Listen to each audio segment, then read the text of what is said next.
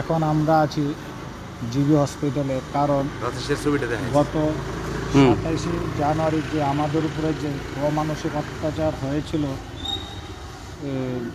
রাজ্য সরকারের পুলিশ এবং সিআরপিএফ এবং টিএসএফ দ্বারা, তাদের মধ্যেই একজন আমাদের ম্যাডাম ওই অত্যাচারের শিকার হয়েছিল এবং টিয়ার গ্যাস ওনার কাছে ফেটেছিল এবং তার ফলে উনি প্রচণ্ড শ্বাসকষ্ট অনুভব হয়ে অজ্ঞান হয়ে যান এবং ওনার প্রচণ্ড শ্বাসকষ্ট প্রবলেমে তৎক্ষণাৎ উনি অজ্ঞান হয়ে যাওয়ার সঙ্গে সঙ্গে ওনাকে আমরা বিএম হসপিটালে নিয়ে যাই।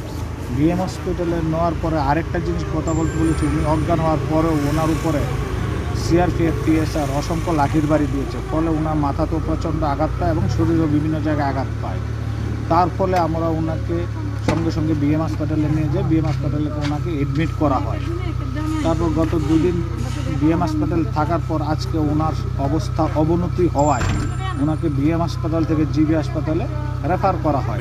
তারপর মেডিসিন বিভাগে আছে। তারপর জানা গেল নাকি ওই ঘটনার পরে ওনার একটা স্ট্রোক হয়েছে।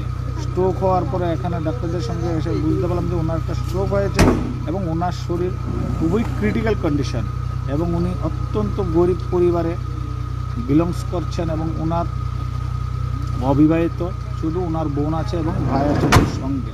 তাই আমরা 10,330 থেকে আমরা জয়েন্ট মুভমেন্ট গ্রুপ থেকে আমরা ওনাকে দেখতে এসেছি এবং কিছু যতটুকু সম্ভব আমরা নিজেদের থেকে কিছু সাহায্য অর্থরাশি ওনার হাতে তুলে দিয়েছি